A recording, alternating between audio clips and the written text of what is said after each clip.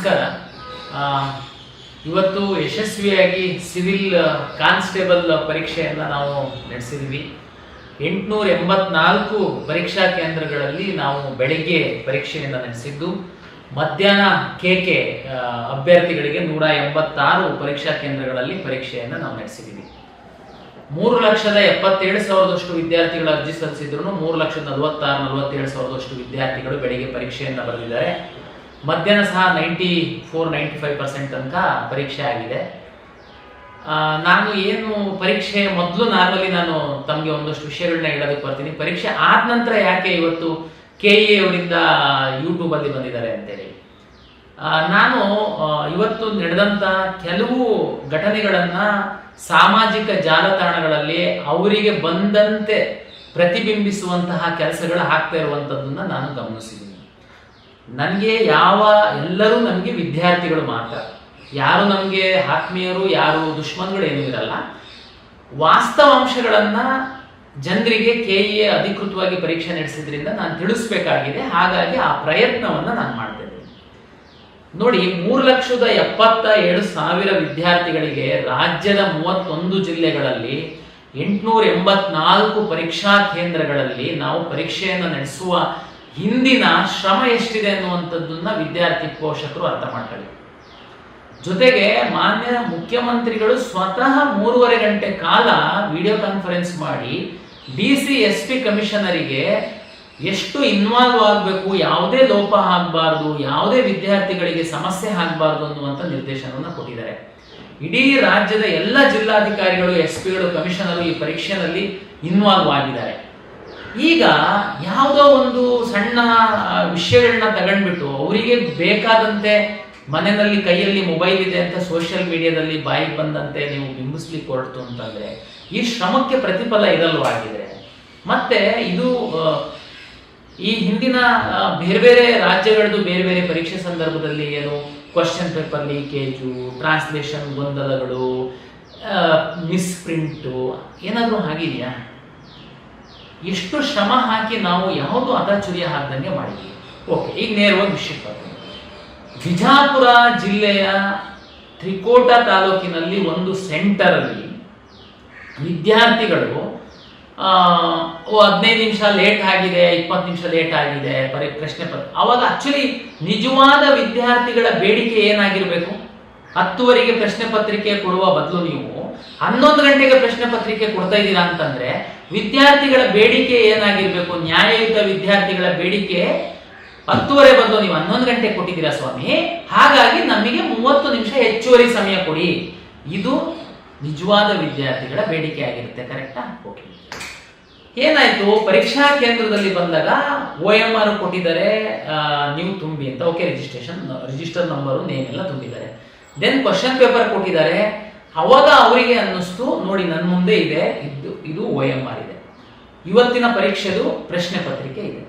ನೋಡಿ, OMR ಅಲ್ಲಿ ಏನಿದೆ ಅಂತಂದ್ರೆ ದಿನಾಂಕ, ಅಭ್ಯರ್ಥಿಯ ಹೆಸರು, ನೋಂದಣಿ ಸಂಖ್ಯೆ, ವರ್ಷನ್ ಕೋಡ್, ಪ್ರಶ್ನೆ ಪತ್ರಿಕೆ ವರ್ಷನ್ ಕೋಡು, ಪ್ರಶ್ನೆ ಪತ್ರಿಕೆ ಕ್ರಮ ಸಂಖ್ಯೆ. ಒಂದು ವೇಳೆ ವಿದ್ಯಾರ್ಥಿಗಳ ಅರ್ಥ ಮಾಡ್ಕೊಳ್ಳಿ, ಪ್ರಶ್ನೆ ಪತ್ರಿಕೆ ಕ್ರಮ ಸಂಖ್ಯೆ ಏನಿದೆ ಅದು ಮತ್ತೆ ಉತ್ತರ ಪತ್ರಿಕೆ OMR ಕ್ರಮ ಸಂಖ್ಯೆ ಎರಡೂ ಒಂದೇ ಆಗಿದ್ದು ಅದು ಕಡ್ಡಾಯ ಆಗಿದ್ರೆ, ಕಂಪಲ್ಸರಿ ಆಗಿದ್ದಿದ್ರೆ OMR ಒಳಗಡೆ ಮತ್ತೆ ಈ ಪ್ರಶ್ನೆ ಪತ್ರಿಕೆ ಸಂಖ್ಯೆ ತುಂಬಿ ಅಂತೇಳಿ ನಾವು ಕಾಲಂ ಕೊಡ್ತಿದ್ವಾ? ಕಳೆದ 2.5 ವರ್ಷದಿಂದ ಪ್ರಾಧಿಕಾರದಲ್ಲಿ ನಾನು ಪರೀಕ್ಷೆಗಳನ್ನ ನಡೆಸ್ಕೊಂತ ಬಂದಿದ್ದೀನಿ. ಯಾವ್ದಾದ್ರೂ ಒಂದು ಪರೀಕ್ಷೆನಲ್ಲಿ OMR ಮತ್ತೆ ಪ್ರಶ್ನೆ ಪತ್ರಿಕೆ ಕ್ರಮ ಸಂಖ್ಯೆ ಒಂದೇ ಆಗಿರ್ಬೇಕು ಅಂತ ನಾವು ಇನ್ಸ್ಟ್ರಕ್ಷನ್ಸ್ ಕೊಟ್ಟಿದೀವ? ಅಂಥದ್ದೊಂದು ಕಲ್ಪನೆನ ಯಾಕೆ ವಿದ್ಯಾರ್ಥಿಗಳು ಮಾಡ್ಕೊಂಡು ಇದು ಅದು ಇಲ್ಲ, ಇದು ಇಲ್ಲ, ಇದು ಬೇರೆ ಬೇರೆ ಇದೆ. ರಾಜ್ಯದ ಕೆಲವೇ ರಾಜ್ಯದಲ್ಲಿ ಎಲ್ಲೂ ಇಲ್ಲಿರುವಂತಹ ಅನುಮಾನಗಳು ಈ ವಿದ್ಯಾರ್ಥಿಗಳಿಗೆ ಬಂತು. ಓಕೆ ಸರಿ, ಬಂದ್ರೆ ಏನ್ ಮಾಡ್ಬೇಕು ವಿದ್ಯಾರ್ಥಿಗಳು? ಇದು ವ್ಯತ್ಯಾಸ ಇಲ್ಲ ಅಂತಂದ್ರೆ ಏನ್ ಮಾಡ್ಬೇಕು?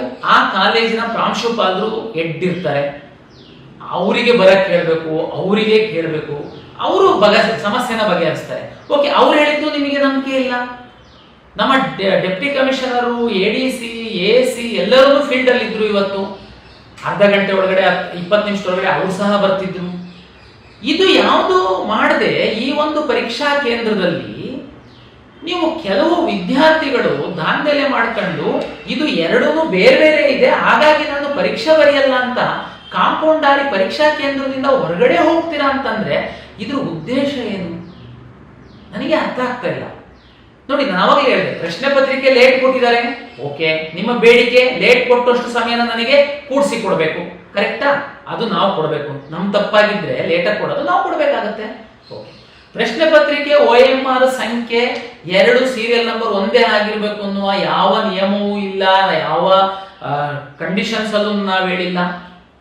ಅದಕ್ಕೇನೆ ನಾವು OMR ಅಲ್ಲಿ ಪ್ರಶ್ನೆ ಪತ್ರಿಕೆದು ವರ್ಷನ್ ಕೋಡ್ ತುಂಬಿಸ್ಕೊಳ್ತಾ ಇದೀವಿ.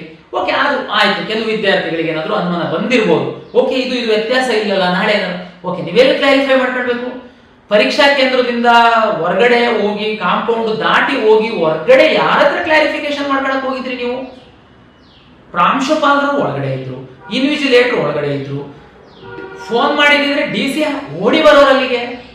ನೀವು ಕಾಂಪೌಂಡ್ ನೆಗೆದು, ಓಕೆ, ಕಾಂಪೌಂಡ್ ನೆಗೆದು ಏನಿದೆ ನಿಮ್ಮ ಹಾಲ್ ಟಿಕೆಟ್ ಅಲ್ಲಿ ಹಿಂದೆ ತಾವು ತೆಗೆದು ನೋಡಿ. ಎಲ್ಲ ವಿದ್ಯಾರ್ಥಿಗಳು ಬಹಳ ಸ್ಪಷ್ಟವಾಗಿ ಹೇಳಿದೀವಿ, ಯಾವುದೇ ಕಾರಣಕ್ಕೆ ಪರೀಕ್ಷೆ ಮುಗಿದ ನಂತರ ವಿದ್ಯಾರ್ಥಿ ಹೊರಗಡೆ ಹೋಗ್ಬೇಕು. ಕೆಲವೊಮ್ಮೆ ಏನಾಗುತ್ತೆ, ತುಂಬಾ ಇಂಟೆಲಿಜೆಂಟ್ ಇರೋ ವಿದ್ಯಾರ್ಥಿ 1.5 ಗಂಟೆ ಬದಲು 1 ಗಂಟೆಗೆ ಪರೀಕ್ಷೆ ಬರೀದಾನೆ ಅಂತ ಅನ್ಕೊಳ್ಳೋಣ, ಆದ್ರೂ ಅವನು ಹೊರಗಡೆ ಹೋಗಂಗಿಲ್ಲ. ನಮ್ದು ನಿಯಮ, ನೀವು ಕೂರ್ಲೇಬೇಕು ಪರೀಕ್ಷೆ ಮುಗಿಯ ತನಕ. ಅಂಥದ್ರಲ್ಲಿ ನೀವು OMR ಕ್ವಶನ್ ಪೇಪರ್ 2 ತಗೊಂಡು ಹೊರಗೆ ಹೋಗಿದ್ದೀರಾ. ಏನಿತ್ತು ನಿಮ್ಮ ಉದ್ದೇಶ? ರಾಜ್ಯದಲ್ಲಿ 3,77,000 ವಿದ್ಯಾರ್ಥಿಗಳು ಪರೀಕ್ಷೆ ಬರೀತಿರುವಾಗ ನಿಮ್ಮ ಸೆಂಟ್ರಲ್ಲಿ 314 ವಿದ್ಯಾರ್ಥಿಗಳಿದ್ದೀರಾ. ನೀವು ಅಲ್ಲಿ ಆ ಸೆಂಟ್ರಲ್ಲಿ ಸಹ 120 ವಿದ್ಯಾರ್ಥಿಗಳು ಒಳಗಡೆ ಶಾಂತ ರೀತಿಯಲ್ಲಿ ಕೂತು ಪ್ರಾಂಶುಪಾಲರ ಮಾತನ್ನು ಕೇಳಿ, ಕೊನೆಗೆ DC ಹೋದ್ಮೇಲೆ ಸಹ ಕೇಳಿ, ಆಯ್ತು ಸರ್ ನೀವು ಡಿಲೇ ಅಂತೂ ಆಗಿದೆ, ಈ ಗೊಂದಲದಿಂದ ನಮಗೆ ಸಮಯ ಕೊಡಿ ಅಂತ ಹೇಳೋತ್ತಿಗೆ ಅವರು ಸಮಯನೂ ಕೊಟ್ಟಿದ್ದಾರೆ, ಪರೀಕ್ಷೆ ಬರೆದಿದ್ದೀರಾ. ನೀವು ಪ್ರಶ್ನೆ ಪತ್ರಿಕೆ OMR ಅನ್ನು ತಗೊಂಡು ಕಾಂಪೌಂಡ್ ದಾಟಿ ಹೊರಗಡೆ ಹೋಗಿ ನೀವು ಯಾರ್ಯಾರಿಗೆ ಕಳಿಸಿದ್ರಿ, ಎಲ್ಲೆಲ್ಲಿ ಫೋನಲ್ಲಿ ಮಾಡಿದ್ರಿ ನನಗೆ ಗೊತ್ತಿಲ್ಲ. ಮತ್ತೆ ನೀವು ಹೇಳ್ತೀರಾ ದೊಡ್ಡ ಘೋರ ಅನ್ಯಾಯ, ಏನ್ ತಪ್ಪಾಗಿದೆ ದಯಮಾಡಿ ಕ್ಲಾರಿಫೈ ಮಾಡಿ. ನಾನು ಈ ವಿದ್ಯಾರ್ಥಿಗಲ್ಲ, ರಾಜ್ಯದ ಎಲ್ಲ ವಿದ್ಯಾರ್ಥಿಗಳಿಗೆ ನಾನು ಹೇಳ್ತೀನಿ, ನೋಡಿ, ಈ ಪರೀಕ್ಷೆ ಮಾಡುವಂಥದ್ದೇನಿದೆ ಅಷ್ಟು ಕಷ್ಟದ ಕೆಲಸ ಇದೆ, ಇವತ್ತು ಅಷ್ಟು ಚಾಲೆಂಜಿಂಗ್ ಇದೆ. ಇಷ್ಟು ಶ್ರಮ ಹಾಕಿ ನಾವು ಪರೀಕ್ಷೆಯನ್ನ ಮಾಡಿದ್ದು ಉದ್ದೇಶ ಯಾರು ಕಷ್ಟಪಟ್ಟು ಓದಿರೋರು ಸಿಸ್ಟಮ್ ಒಳಗಡೆ ಬರಬೇಕು ಅಂತ. ಇದರಲ್ಲಿ ಸರ್ಕಾರ, ಮಾನ್ಯ ಮುಖ್ಯಮಂತ್ರಿಗಳು ಸ್ವತಃ ಗೃಹ ಸಚಿವರು ಕೂತು 3.5 ಗಂಟೆ VC ಮಾಡಿ DCಗೆ ಲೋಪ ಆಗಬಾರ್ದು ಅಂತ ಮಾಡ್ತಾರೆ.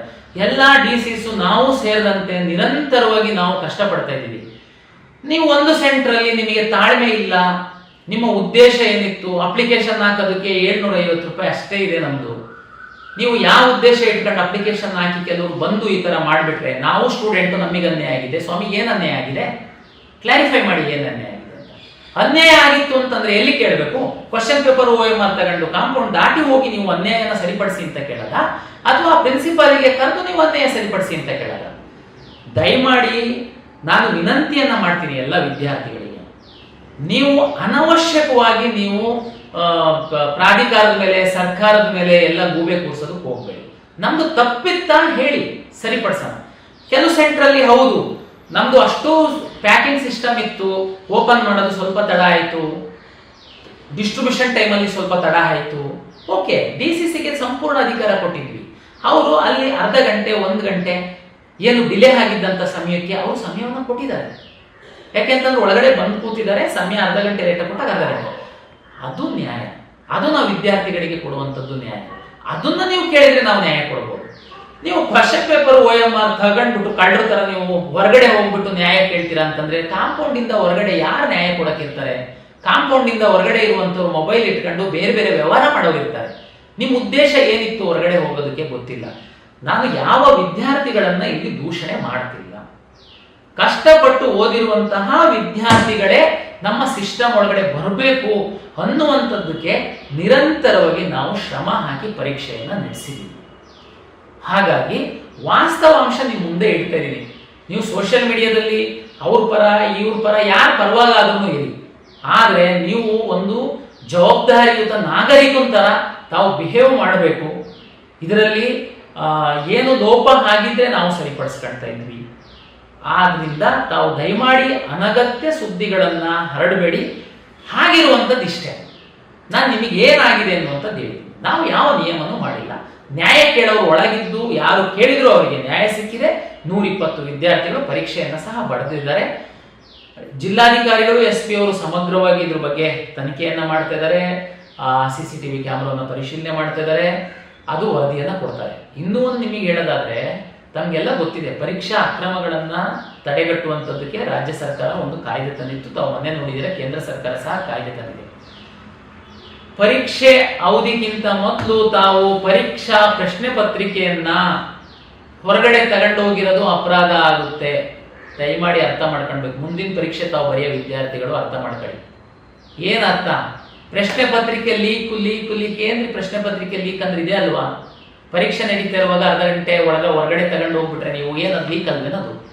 ಮತ್ತೆ ನೀವು ಹೆಂಗೆ ತಗೊಂಡು ಹೋಗ್ತೀರಾ? ಮತ್ತೆ ನಾವು ನಮ್ಮ ಜಿಲ್ಲಾಧಿಕಾರಿಗಳು ನಿಮಗೆ ಮತ್ತೆ ರೆಡ್ ಕಾರ್ಪೆಟ್ ಹಾಕಿ ಕರೆದು ಹೆಂಗ್ ಪರೀಕ್ಷೆ ಬರ್ಸ್ಲಿಕ್ಕಾಗುತ್ತೆ? ಅವ್ರು ಏನ್ ನಿರ್ಧಾರ ಮಾಡಿದ್ದಾರೆ ಎನಿವೆ ನಾವು ವರದಿ ತರಿಸ್ಕೊಂಡು ಅದ್ರ ಬಗ್ಗೆ ನಾವು ಸರ್ಕಾರಕ್ಕೆ ವಿವರವಾದ ವರದಿಯನ್ನ ಕೊಡ್ತೀವಿ. ಪರೀಕ್ಷೆ ಎಲ್ಲಾ ಕಡೆ ವ್ಯವಸ್ಥಿತವಾಗಿ ಆಗಿದೆ. ಯಾವುದೇ ಪ್ರಶ್ನೆ ಪತ್ರಿಕೆ ಲೋಪ ಆಗಲಿ, ಯಾವುದೇ ಸೋರಿಕೆ ಆಗಲಿ, ಮತ್ತೊಂದಾಗ್ಲಿ ಯಾವುದೂ ಇಲ್ಲ. ಅಷ್ಟು ನಾವು ಶ್ರಮ ವಹಿಸಿ ನಾವು ಮಾಡಿದೀವಿ. ನಮ್ಮ ರಾಜ್ಯದ ಎಲ್ಲ ಜಿಲ್ಲಾಧಿಕಾರಿಗಳು, ಪೊಲೀಸ್ ವರಿಷ್ಠಾಧಿಕಾರಿಗಳು, ಕಮಿಷನರು ಇದರಲ್ಲಿ ಇನ್ವಾಲ್ವ್ ಆಗಿ ಕೆಲಸ ಮಾಡಿದ್ದಾರೆ. ಹಾಗಾಗಿ ದಯಮಾಡಿ ಅನಗತ್ಯವಾಗಿ ತಾವು ಸೋಷಿಯಲ್ ಮೀಡಿಯಾದಲ್ಲಿ ಸುಮ್ಮನೆ ಒಂದು ಗಾಳಿ ಸುದ್ದಿ ಹರಡಿಸುವಂತ ಪ್ರಯತ್ನ ಮಾಡಬೇಡಿ. ಅದ್ರದ್ದು ಪರಿಣಾಮ ಸಹ ಗಂಭೀರವಾಗಿರುತ್ತೆ. ಹಾಗಾಗಿ ತಾವು ಜವಾಬ್ದಾರಿಯುತವಾಗಿ ವರ್ತಿಸಬೇಕು ಅಂತೇಳಿ ನಾನು ವಿನಂತಿಯನ್ನ ಮಾಡಿಕೊಳ್ತೀನಿ. ಮುಂದುವರೆದು ಮೊದಲ ಬಾರಿಗೆ ನಾವು 6 ಜಿಲ್ಲೆಗಳಲ್ಲಿ ಸ್ಕ್ಯಾನಿಂಗ್ ಸೆಂಟರ್ ಸೆಟಪ್ ಮಾಡಿದೀವಿ. ತಾವೀಗ ನೋಡ್ಬೋದು, ಈಗಾಗಲೇ ನೀವು ಎಷ್ಟು ಜಿಲ್ಲೆಗಳದ್ದು ಬೆಳಗ್ಗೆ ಎಕ್ಸಾಮ್ ಆಲ್ರೆಡಿ ಅಪ್ಲೋಡ್ ಆಗಿದೆ. ನಾವು ಯಾವುದೇ ಸಣ್ಣ ಒಂದು ಮಾಲ್ ಪ್ರಾಕ್ಟೀಸು, ವಿದ್ಯಾರ್ಥಿಗಳಿಗೆ ಅನುಮಾನ ಬರುವಂತದ್ದಕ್ಕೆ ಅವಕಾಶ ಇರಬಾರ್ದು ಅಂತ ಎಲ್ಲ ಪ್ರಯತ್ನ ನಾವು ಮಾಡ್ತಾ ಇದೀವಿ. ಇವತ್ತು ಬೇರೆ ಜಿಲ್ಲೆಗಳಿಂದ ಕೆಲವು ಜಿಲ್ಲೆಗಳೇನು ಒಂದು ಮಿಡ್ ನೈಟ್ ತನಕ ನಮಗೆ ಮುಟ್ಟುತ್ತೆ, ಅದನ್ನ ಸಹ ಬರ್ತಿದಂಗೆ ಇಮಿಡಿಯೇಟ್ಲಿ 1 ಅವರಲ್ಲಿ ಸ್ಕ್ಯಾನ್ ಮಾಡುವಂತದ್ದಕ್ಕೆಲ್ಲ ವ್ಯವಸ್ಥೆ ಮಾಡ್ಕೊಂಡು ನಾವಿರುವಾಗ ನೀವು ಅನಗತ್ಯವಾಗಿ ದಯಮಾಡಿ ಸುಳ್ಳು ಸುದ್ದಿಗಳನ್ನ ಹಬ್ಬಿಸ್ಬೇಡಿ. ವಾಸ್ತವ ಏನಿದೆ ಅನ್ನುವಂಥದ್ದನ್ನ ನಾನು ತಮಗೆ ತಿಳಿಸಿ ಹೇಳಿದ್ದೀನಿ. ಮುಂದಿನ ಪರೀಕ್ಷೆಗಳಲ್ಲಿ ಸಹ ಪರೀಕ್ಷೆ ಬರೆಯುವಂತವರು OMR ಪ್ರಶ್ನೆ ಪತ್ರಿಕೆ ಸೀರಿಯಲ್ ನಂಬರ್ ಒಂದೇ ಆಗಿರ್ಬೇಕು ಅನ್ನುವ ನಿಯಮ ಇಲ್ಲ.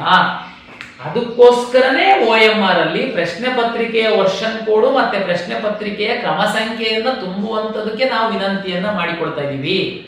ಅದು ನಿಮಗೆ ಯಾವ ವ್ಯಾಲ್ಯೂಯೇಷನ್ ಸಂದರ್ಭದಲ್ಲೂ ನಿಮಗೆ ಪ್ರಾಬ್ಲಮ್ ಆಗಲ್ಲ. ಹಾಗಾಗಿ ಯಾರು ನ್ಯಾಯಯುತವಾಗಿ ತಾವು ಪರೀಕ್ಷೆ ಬರೀತೀರಾ, ಯಾರು ನಿಯಮಗಳನ್ನ ಪಾಲನೆ ಮಾಡ್ತೀರಾ, ಅವ್ರ ಜೊತೆಗೆ ನಾವು ಇರ್ತೀವಿ ಅಂತೇಳಿ ಹೇಳ್ತಾ, ದಯಮಾಡಿ ಯಾವುದೇ ಒಂದು ಸೋಷಿಯಲ್ ಮೀಡಿಯಾದಲ್ಲಿ ಹಾಕೋದಕ್ಕೆ ಮೊದಲು ಅದರದ್ದು ಪರಿಣಾಮವನ್ನ ಸಹ ತಾವು ವಿಚಾರ ಮಾಡಿ ಹಾಕಬೇಕು. ಸತ್ಯಾಸತ್ಯತೆಯನ್ನ ಸಹ ತಿಳ್ಕೊಂಡು ಹಾಕಬೇಕು ಅನ್ನುವಂಥದ್ದು ಎಲ್ಲ ವಿದ್ಯಾರ್ಥಿಗಳಲ್ಲಿ, ಪೋಷಕರಲ್ಲಿ ಪ್ರಾಧಿಕಾರದ ವತಿಯಿಂದ ವಿನಂತಿಯನ್ನ ನಾನು ಮಾಡ್ಕೊಳ್ತೀನಿ. ನಮಸ್ಕಾರ.